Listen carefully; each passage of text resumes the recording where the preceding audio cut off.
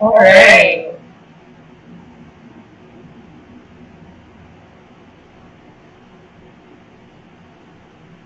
I'm going to try to share my screen really quick.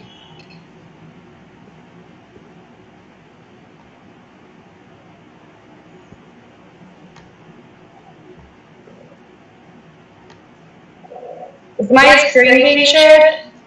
Yes, I can see your screen. Can you also switch on your video? Yeah, I think it says the video is disabled because my screen is being shared. But I can talk for a little bit and then I can show my PowerPoint. Yeah, sure. So we will just start with you and then you can share the screen and we can go ahead. By the way, we are just live streaming right now. Sounds good. Okay. Okay, cool. So let's begin. And do you need to say anything or should I go ahead? I will talk first and I'll cue you to start. Sounds good. Hello everyone, so we are here with Ellen today and she is going to talk to us today about some interesting practical astronomical stuff. She'll be joining us in just a bit. She is actually here. So this initiative is AstronEra's AstroStream initiative and we are going to talk with Ellen for upcoming 5 Fridays. So before we start speaking with Ellen, I'd like to introduce her a little bit. We met back in 2016 in England when we were at the International Astronomical Youth Camp, and we are connecting after a long time, and I'm very excited for this session and I'm sure you guys are as well. We have received an amazing response from you. Some people have sent us questions before to ask to Ellen. So after she is done talking, I'll be asking those questions to Ellen and she'll answer those after the session. So if you have any questions, you can still post it on live and Ellen can decide if she wants to answer those and we will pick some questions if there are so many. So let me tell you a little bit about Ellen. Ellen is an optical research and development engineer at Millennium Space Systems in California. And she has worked in the space industry for past 1 year now after graduating from California Polytechnic State University. So let's go to Ellen now rather than me speaking so much about it, and I hope you guys enjoy. So off to you, Ellen. Thanks. Hey, I'm Ellen. This is the first talk I'll be giving here out of 5 total over the following weeks. And so I'm going to talk about astronomy with all of you and try to share as much as I can from my experience and previous research I've done, and also maybe give insight to what it's like now working in the spacecraft and engineering industry. So I currently work in Los Angeles, California at Millennium Space Systems, and we build small spacecraft mostly for government contracts. I've worked here for almost a year now, and when I started last summer, I had just graduated from university with my Bachelor's of Science in Aerospace Engineering with a concentration in astronautics. So let me try to share my screen now, and we'll jump in.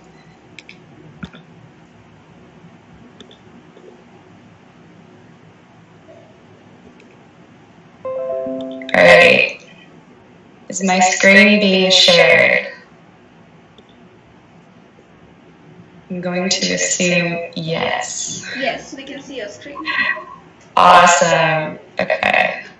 So this is my little intro slide, which now I can skip past. And one of my hobbies on the side too, I do a lot of astrophotography, and that's something that I will talk about a little bit more over the next coming weeks in some of this discussion about what kind of data we can get from from astrophotography and what we can get from optical imaging. So these are a few of my favorite photos that I've taken just for fun. All right, so now satellite tracking and imaging. So a couple disclaimers to start off with, and this might answer a couple of the questions that I saw. I'm focusing on optical tracking methods, which means tracking targets and satellites using optical imaging systems. I did see some questions about radar tracking of satellites, and I have a few colleagues at work who are super into radar, and I think it's awesome, but I personally know nothing about radar tracking, and I will be focusing today on optical imaging and tracking. So I will not be able to answer a lot of those questions, sadly, but maybe I can kind of forward some of those questions to a few of my friends and get them answered if anyone would like to know more. Also, this will be the one talk out of the 5 that I am actually currently investigating. I haven't completed my project yet and don't have personal final data, but I'm actively working through this project through my company right now, and maybe over the following weeks I can give you guys updates on how it's going and maybe have data in a few weeks. So now some background about the specific satellite tracking project that I'm working on here. You can see this cool render here of a couple of the satellites at Millennium that we've built now. So my friend is managing a program we call Drag Racer, and Drag Racer consists of 2 small satellites that you see here, and they're called CubeSats because they look like little cubes. And a CubeSat is a satellite where each cube is, I think, 10 by 10 by 10 centimeters in volume. So they're super small. You can basically hold them. But this satellite is completely done being tested and integrated. And these 2 satellites are going to launch, I think, in October.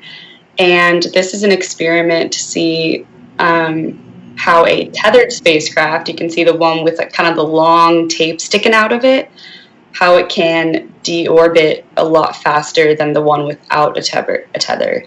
And so the 2 satellites are exact replicas of each other, but the one with the tape is going to be extremely reflective and extremely bright in the sky.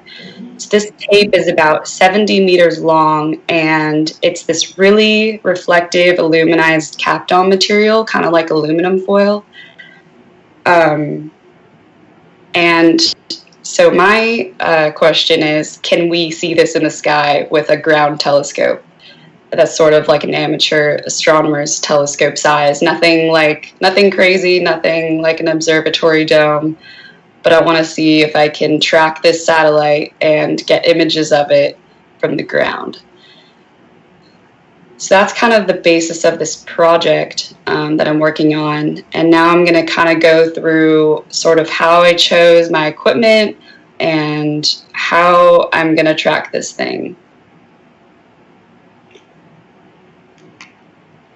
So I like to divide an optical tracking system into 3 major components. Obviously, there's a lot of accessories and filters that you can get, but this is kind of the main gist. So first, your telescope that you have, and this can also be just a simple camera lens, but a telescope acts like a lens because its job is to focus light onto your sensor.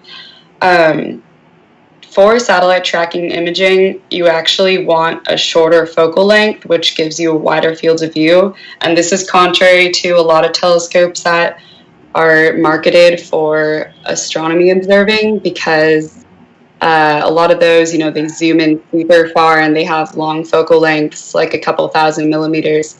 But those will be way too tight, and it's going to be hard to track a really fast satellite zooming across the sky.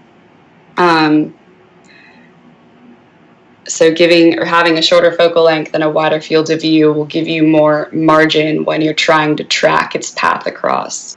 A large aperture diameter, which is usually what you call the telescope by, like you have an 8-inch telescope, 10-inch telescope, that's talking about your aperture. And this is just going to allow more light in, so the larger, the better. And then also the other key thing you want to look for is a fast aperture or low F number. This just allows more light in, which allows you to take shorter exposures. And an example here, F2 lets in more light than F10, so you always want to go for lower F numbers.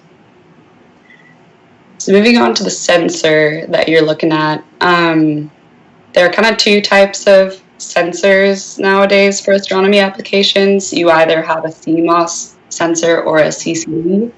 CCDs are more common, and you'll see those more in large telescopes that have been around for a while. But CMOS sensors are actually what you're going to want to look for because they have a faster readout speed, which means you can take more frames per second. So you can take hundreds of images really easily when you only have 10-15 minutes of a ground pass for a satellite, and you're not going to have as much noise in your data. And then the next thing, so that kind of goes into my next point, you want a high frame rate so that your satellites don't sort of look like they're blurring across the image. You can get nice, crisp images of your satellites. And then small pixel pitch just means the actual small size of the pixels, but you also want to balance that with a large resolution, which is the number of pixels on your sensor. And this just allows you to have a higher chance of resolving your objects that you're looking at, because these satellites are going to show up as tiny, tiny specks in your camera. And if you have a small resolution, then there's a low chance that your sensor will be picking it up. And then lastly, a tripod or mount. So this can be anything from a cheap camera tripod you're using for your basic camera to a full-on computerized mount that you use software to control. Really can start out with anything, but the key thing is that this is going to keep your setup stable. You're going to have a really hard time finding a satellite when it's already so dim if your setup has any shake or jitter in it. And then depending on the mount that you have, you can either be tracking according to a software that you've written into it, or I've also seen people actually get data of satellites from just sort of guessing where the satellite's going to go and slewing the telescope really quick across and just like hoping that they're going to get it in frame. So that definitely does work, but having a tracking method certainly helps.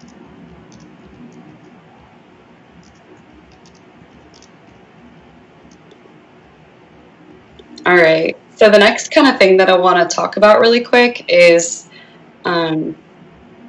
it's really important to know the information about the target you're looking at before you go set up and try to take images of it, because this will kind of set your expectations for, okay, can my setup actually see the satellite that I'm going for?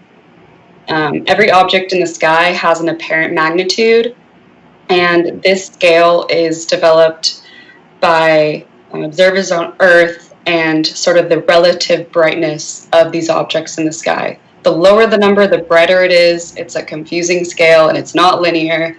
It's not helpful to anyone, but just remember that the lower the number, the brighter your object is. A lot of bright stars that you see in the sky are like magnitude 1, 2, 3, 4, 5-ish, and the limiting magnitude for our naked eye is about 7. So that sort of gives you perspective of this chart.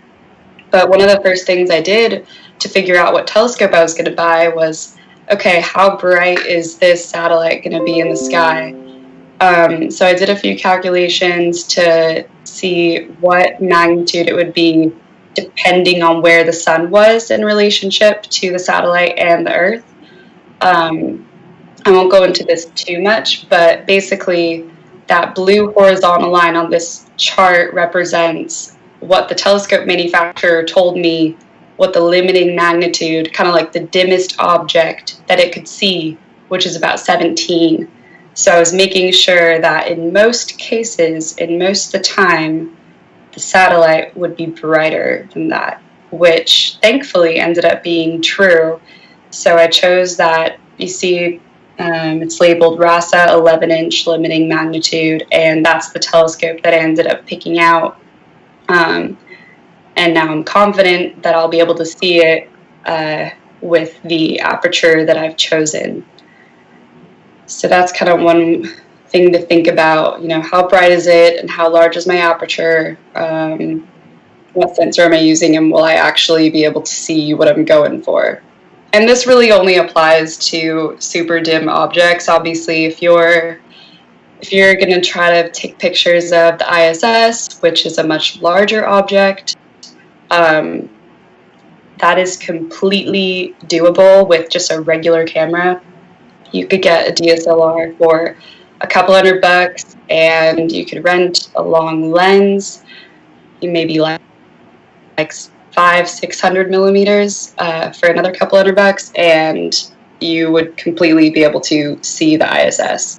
So it really just all depends on the size of the satellite that you're going for. And this is kind of just explaining what the solar phase angle is that I referred to here. Basically an angle where the satellite is the center, and it kind of a triangle between sun, satellite, Earth. All right, so now this brings me to what I chose for my setup and that I'm working with right now to get built up and get ready for tracking the satellite. So the telescope I chose is a Celestron 11-inch Rowe Ackermann Schmidt astrograph. They also call them RASAs. The focal length is relatively short compared to a lot of telescopes that I've used before, 600 millimeters, and that just gives me wide fields of view so that when I'm tracking the satellite, I can easily sort of predict that it will stay within frame and I'm not going to lose it. And then aperture diameter is 279 millimeters or 11 inches. And the focal ratio is the focal length divided by the aperture diameter. And this just tells you how much light it's bringing in. And that's an f2, which is really open, wide aperture for a telescope of this size. And that's the main parameter that I was looking for when I was browsing for a telescope. And then the camera that I'm connecting to it is a ZWO ASI 1600 monochrome CMOS astronomy camera. And you might think, like, you know, why didn't you get a color one? You can take so many cool other pictures of galaxies and nebula and stuff and get bright colors. And while color cameras are great, color cameras are built by putting something called a Bayer filter in front of the sensor. And the Bayer filter actually reduces your light input by like something crazy. I forgot what it is, but about 60 or 70%. And you're losing a lot of data that you can get. So while it's great for like fun imaging, when you are taking astronomy data and you're trying to collect important information about your images, you always want to go monochrome. And you can always buy filters later to be able to sort of put fake color back into the images if you really like. So this sensor type is a CMOS, which will allow me to have a high readout speed, and it's going to allow low noise, and it's also a lot cheaper than a typical CCD sensor. The resolution is 16 megapixels, which is fairly large for an astronomy camera. I think the dimensions are like 4,500 by 3,500, so that'll give me really small pixels and allow high resolution and high contrast when I'm post-processing the images. And the frame rate is 23 frames per second at full resolution. So I will be taking, you know, if I only have about 15 minutes when the satellite is passing overhead, I'll be able to get hundreds of images very quickly over its pass to get as much data as possible, which is really the goal here. And then the mount that I chose is a computerized mount that is controlled by a software called the SkyX Pro. And what's nice about this software is that it allows me to input my own code into it so that I can program it to, for instance, go to a specific satellite or something that I can talk about a little bit more later. But satellites have 2-line element sets, which you can find online. And these 2-line element sets, I'll jump to the side really quickly. But these give important orbital parameters about your satellites, and you can find these on a lot of different websites. I think there's one called like Space Track, and there's another called maybe Celeste Track. But these you can use to propagate forward and predict a satellite's path, and then you can use that code to input into your mount to have it sort of follow the satellite along its path. And that's what I'm working on right now and getting ready to eventually do my first test run. Yeah, but this mount's got precision tracking, and that's the main thing I was going for, so that I can really be as stable as possible and know where it's going to be pointing when I'm trying to look at a satellite, because I definitely won't be able to see it with my eyes, so gotta trust my software.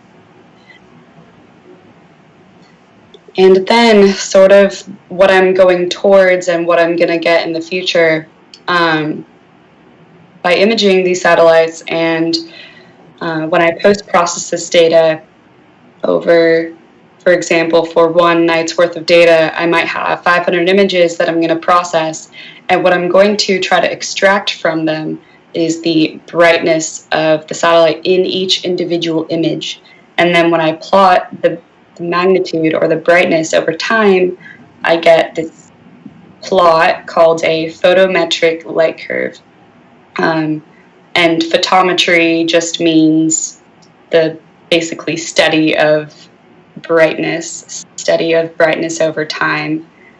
So we can make these cool light curves, and this can give you information about a satellite, such as, like how consistent was its brightness, was it tumbling, how fast was it moving through the sky, how fast was it rotating about itself. And it's just kind of a cool science project.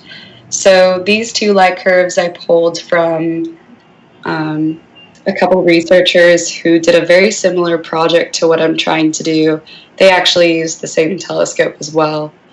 But these are for 2 individual satellites that you see their names in the top right corners of the plots. But you can see there's definitely a change in brightness over time. And that probably was due to it tumbling in the sky. It's not always facing the same side the whole time.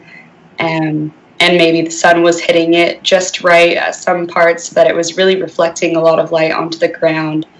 But super cool to see that they did it with that telescope. So I'm excited to try mine out. But that's the goal for my project, to kind of create similar light curves and see how fast drag racer's tumbling and see how consistent its brightness is over time, and also compare the observed magnitude versus my predicted magnitude. And yeah, that's what I'll be producing, and that's the equipment that I'll be using. That's sort of all I have to talk about my research right now for this specific project. And if anyone has specific questions about this before I go into the questions that I saw written out, then please feel free. Yes, perfect. So can we go back to your video now? And I'm just gonna go through some questions that we have received live here until then. And once you switch back to your video, we can go through that. Sounds good.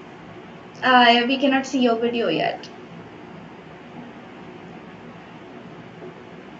Okay, there you are. Okay. Yes, perfect. Okay, so we have question from Bharat Deshpande. He is asking, in how much time do we receive data from the satellites? How much time?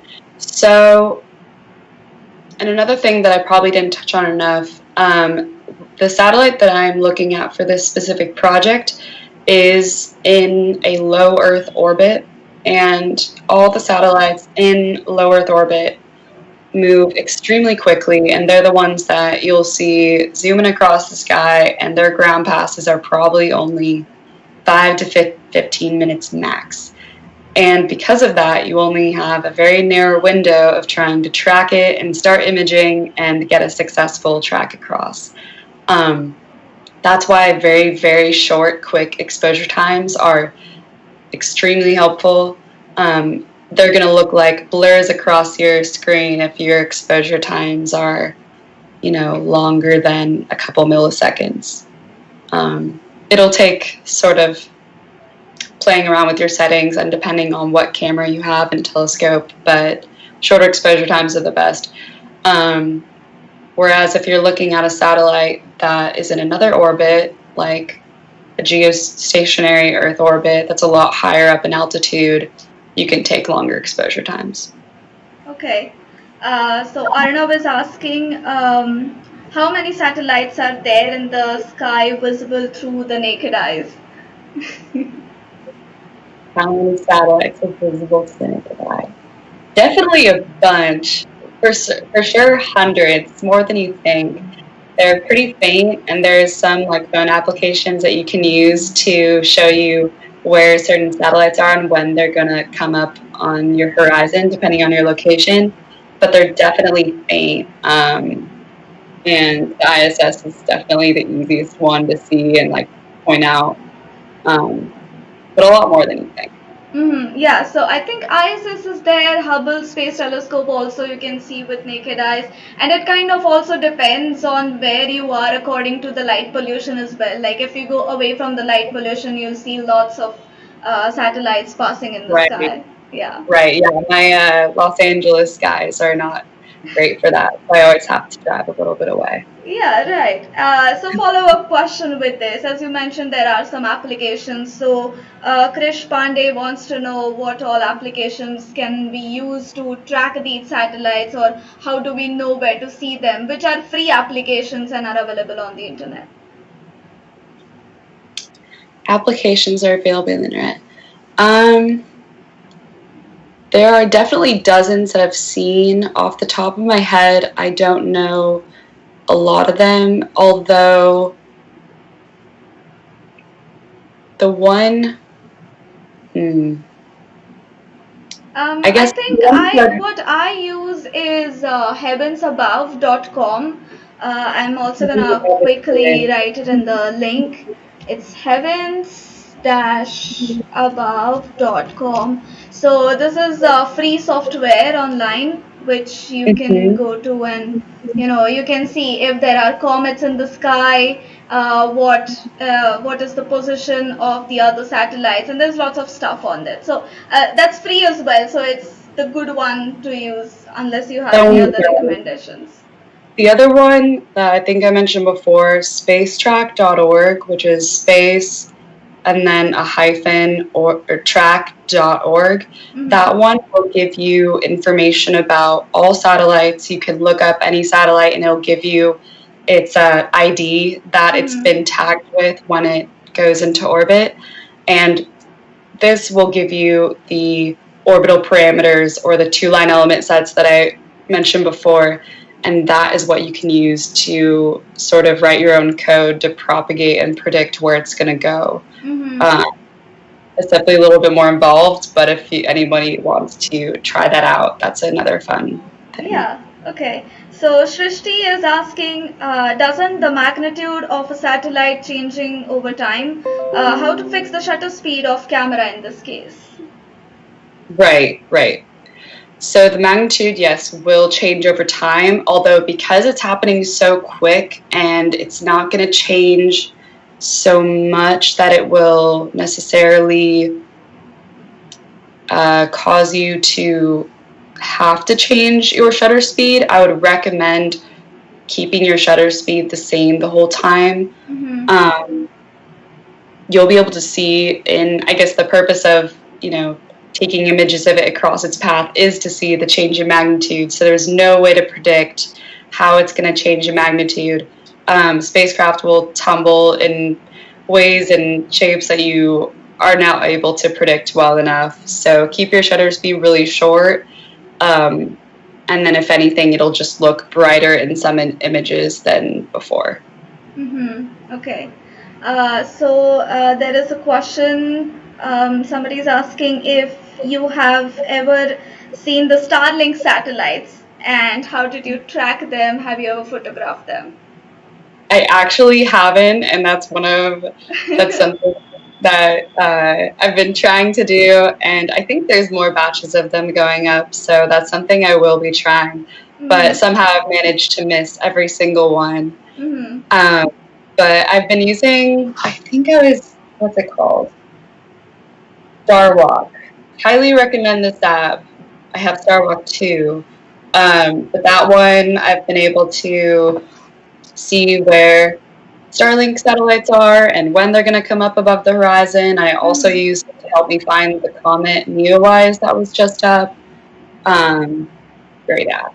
Yeah. Okay, so continuing on SpaceX, somebody is asking, this is Adyansh, he is asking on which launch vehicle will it launch SpaceX ride share program Falcon 9? Do you have any idea about that? Oh, I do not. I wish I knew that off the top of my head, but yeah. I apologize. Okay, no problem. Then Gunashri is asking, can you explain function of OSCOM system? Function of the OSCOM system. So the OSCOM system actually consists of, I think, a few different telescopes that they were using to track small CubeSat-sized satellites, so really dim satellites. One of the telescopes was a smaller one that I ended up choosing that you already saw, and then they also used a larger telescope, I think a 14 or 16 inch as well, to see if they could get more detail. But the purpose was just to exactly get photometric light curves and see properties of satellites. Okay, we have question from Pragun. He's asking, how can we get the two-line element set data and what does it tell us? Right, so the website that I mentioned before, spacetrack.org, will give you all that information. You can also Google satellite information TLE, and you'll probably get a dozen other websites that also will give you that information. And these two-line element sets are updated in different times depending on what satellite, and the less frequently it's updated, the less you know about where it's going to be. Two-line element sets will change. Satellites don't stay in a extremely easily predicted orbit, so there will be error. But they tell you different orbital parameters, such as its like satellite number, its inclination of the orbit, its RAN, the eccentricity of the orbit. There's like a drag term in there. It's a couple different terms that can help you in propagating. Okay, so Adyansh is asking again, which science instrument does your CubeSat have? It actually does not have a formal payload or a science instrument like most satellites. It's sort of just an experiment to see how quickly one can deorbit using that long tether tape that you saw in that image. So that's the only purpose of it. There's no comms on it, no telemetry being sent down. It's just a box. Mm-hmm. Okay, so we are going to get to questions that were sent to us before, and then maybe we can come back to the live ones, because there are so many, and if we are not able to answer all the live ones right now, we are going to be answering them on our Instagram handle. So Ellen can tell them answers of those, and we will post it on our Instagram. So don't worry, you'll get your answers. So there was a question by Charles Kepler. He's asking, what is the biggest challenge to design satellite-based observatory? Do they need to have an optical system? Gotcha. So I guess the answer to the last part of that, does it need to have an optical system? No. You can also track satellites radar-based with a dish and tracking it through radar, and that is not an optical system. Again, I don't know a lot about that, but that's another method. But the biggest challenge is probably the mount. Building up a tracking mount that is really precise, and getting the software to work to actually track and keep your satellite in frame is for sure the hardest thing. And that's what I'm struggling with the most in my project. Okay, so Muhammad Afzal has asked, is there any way that a young teenage enthusiast can contribute towards this department that we are discussing here right now? Yes, always. Kind of a bit of background. I started in my astronomy adventures probably when I was 15, and I just started out with a small camera and a tripod, and I would sit on my deck and take pictures of the moon, and I just learned little things about how my camera worked and how to set exposure settings. And even with those kind of images, then you can do things like trying to capture the ISS moving across the moon, which is really fun. You can try to capture the ISS going across the sun. Mm-hmm. I've seen those types of pictures, which are super fun. And that can give you information about where it is in its orbit.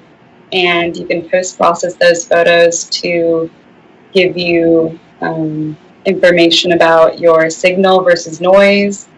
But completely, definitely. And next week I'll be talking about a project that I did a lot of image processing for, so I can get into that sort of side of things more next week if that helps with that answer.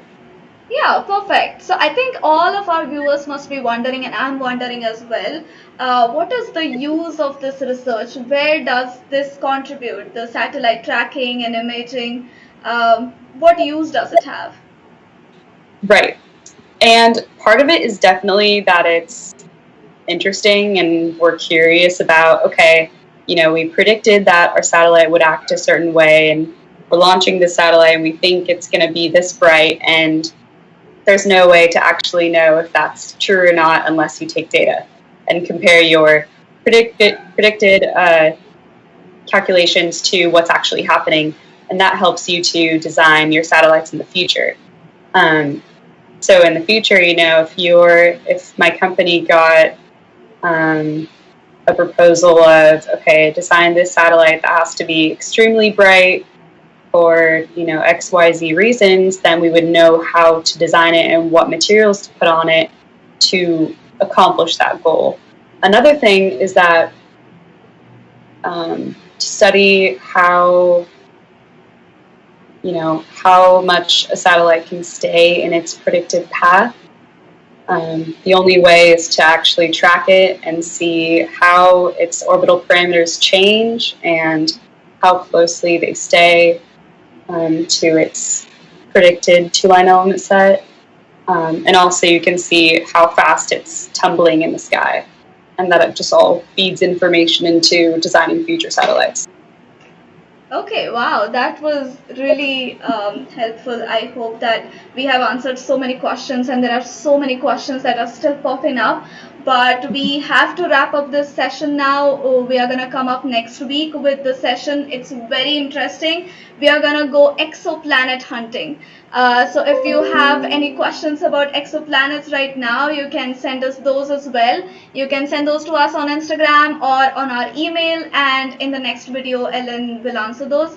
The questions that you have sent us right now, but we have not answered, I will send those to Ellen, and we both will find the answers and put them on our Instagram channel. So go up there and follow us. If you want any more astronomical stuff, go on our website, astronera.org, and you'll find lots of other courses there. Ellen, do you want to add something, or we're good to wrap up now? Yeah, thanks for having me, and I'm stoked to talk more about my research in the next following weeks. And yeah, join next week to talk about exoplanets and how we detect them. That'll be super fun. Yeah, so Ellen is going to be with us for next 4 Fridays now in the evening at 7:30 on the same link that you guys have had. And if you want to get certificate for this course, you make sure that you join all these videos. And there's a link given on our YouTube channel in the description. Go up there and register yourself so that we make sure that we send the certificate on your email ID. So that's it for today, guys. Hope to see you next Friday. Bye bye. Bye, Ellen. Thank you. Bye.